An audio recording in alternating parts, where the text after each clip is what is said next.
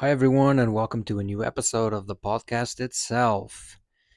Portable version, once again, where in 10 to 15 minutes I will speak about a topic, the behind the scenes of what goes and what happens before I make any video, and I give you all the information and my opinion for free and in a realistic way.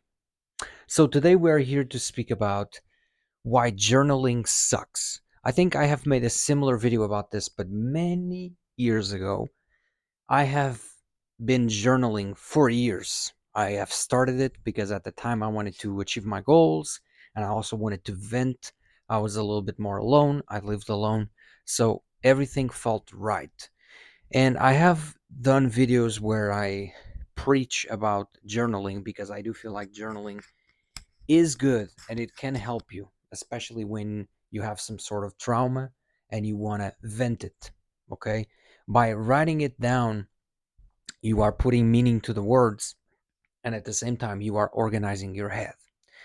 The thing is that I am here to make a clear distinction about journaling and writing something on a piece of paper.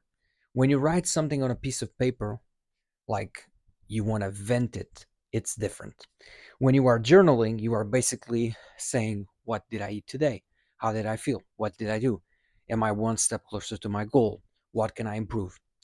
And this is great. This is very great for your head. You organize, you goal, you plan, you visualize, and that's very important. But in this podcast, I am here to talk about how I literally stopped journaling. There was a time where I would journal religiously, so to speak, because I was like, I need to know what I was doing this day so I can compare my life. And that's fine. If you are at that phase of your life, continue to do it.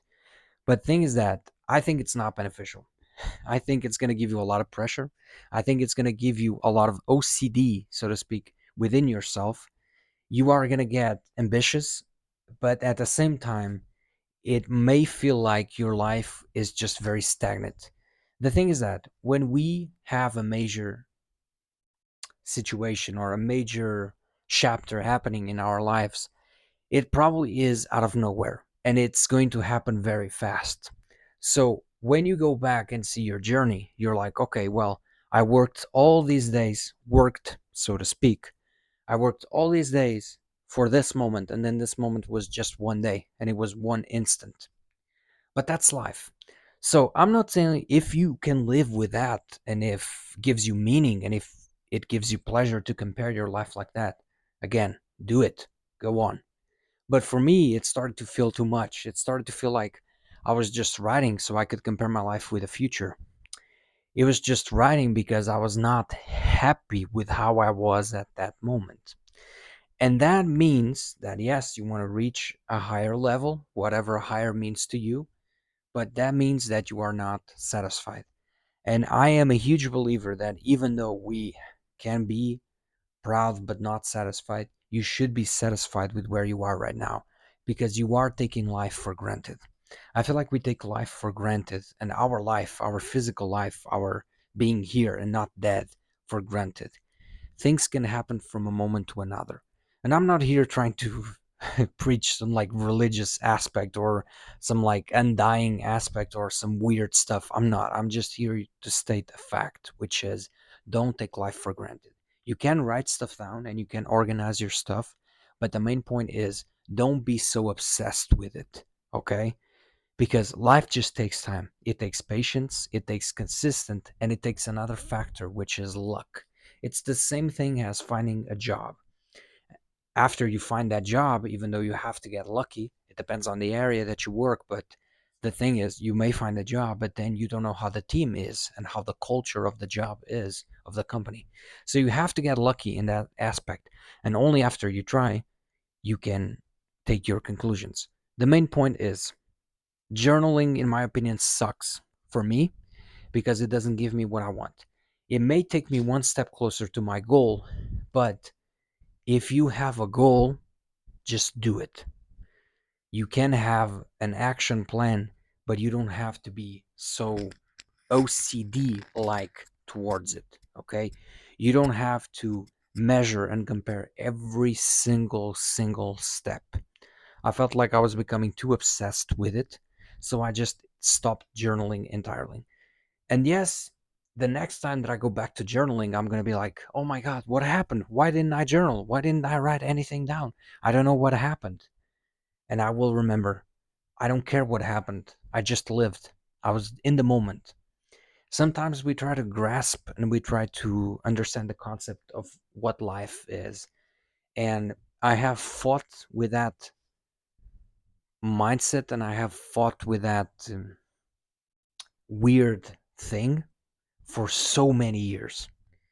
And funny enough, after I got a huge anxiety battle, which I have a video about in my channel, after I went through that, I just became more peaceful. I just became more, it's fine. I was also unemployed, but at the time I was still paying my rent. I could still do everything that I do. I was working out more, I was meditating a bit more, and I was having my own life. And I was also going out at the same time and not staying too much at home. I felt like I had the perfect routine for a while, and that fucking healed me. That really healed me and just made me peaceful. Now, I'm not telling you that the same thing is going to work for you. Peace comes in different ways for different people in different phases, etc. But after that, I just felt like I'm going to live my life. I don't need to journal. I don't need to write in a piece of paper how my life was. I am fucking living it. And I know that this is very cool. Oh my God, the guy has a great life. He has a popular life or whatever. On the contrary. On the contrary. But again, what works for you may not work for others, and vice versa.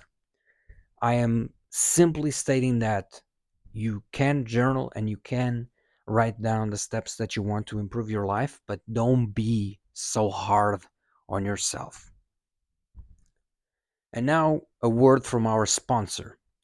So, our sponsor today is going to be our second channel, my second channel, which is Self Sex Education. This is a little bit of a sheep pop and a sheep promotion, but I do feel like by starting this channel, I have gone one step closer to my goal, which is to always give good information for free. In this case, about sexual education. I was inspired by the actual show of sexual education, and I thought about it and I was like, I love this area, so I'm going to do it. So in this channel, which is SSE, the link is going to be in the description, I talk about many different things. One of my last videos was about rim jobs, how to find the G spot, and also I have spoken about the female pleasure and the female organs. More stuff about that, books, videos, shorts, everything that you need to know about sexual education in a fun way, but in a way that it can be informative and consistent. Okay, all the information I'm going to give you is my research, and it's stuff that you can use not only in bed but on your day-to-day life. So again, if you are interested in sexual education and having a self education, check out the link in the description below. Now going back to our topic, I think the journaling part also has it also depends on how you journal. It depends how strict you are, what informations you are looking for, and I do admit that sometimes I was journaling and I was like, what did I do today? What did I eat? How did I feel? And other times I was just venting. And I feel like if you are consistent with either journaling or venting, you are going to have more success. Okay, because one thing is not like the other. You can't journal and compare and then vent. There are two different things, and then I think you mix both, and they're not going to give you the same results.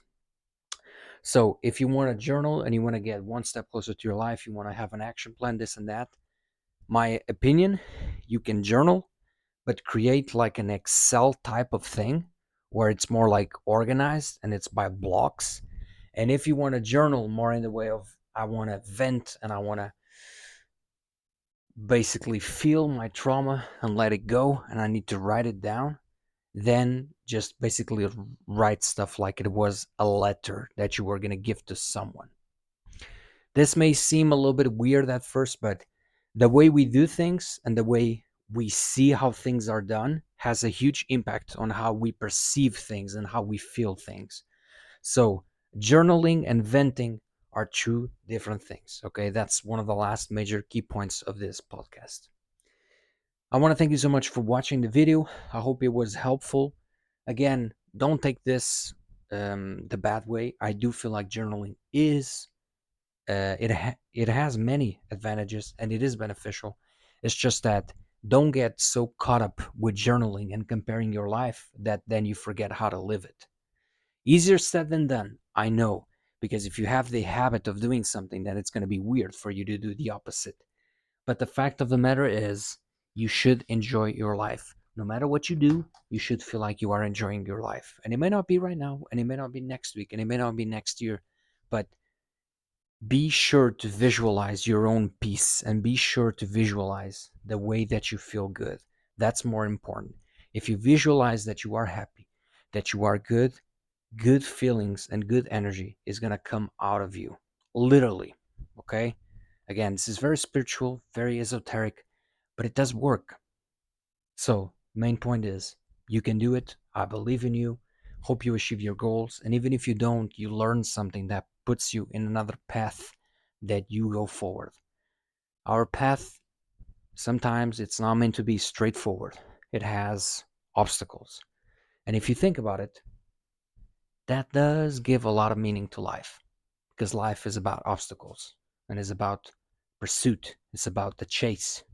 It's the same thing as a great narrative. A great narrative has a villain, has obstacles, and then it has the final resolution. Thank you so much for watching. I hope to see you in the next one. The podcast itself says goodbye, and myself, I say goodbye. See you in the next one.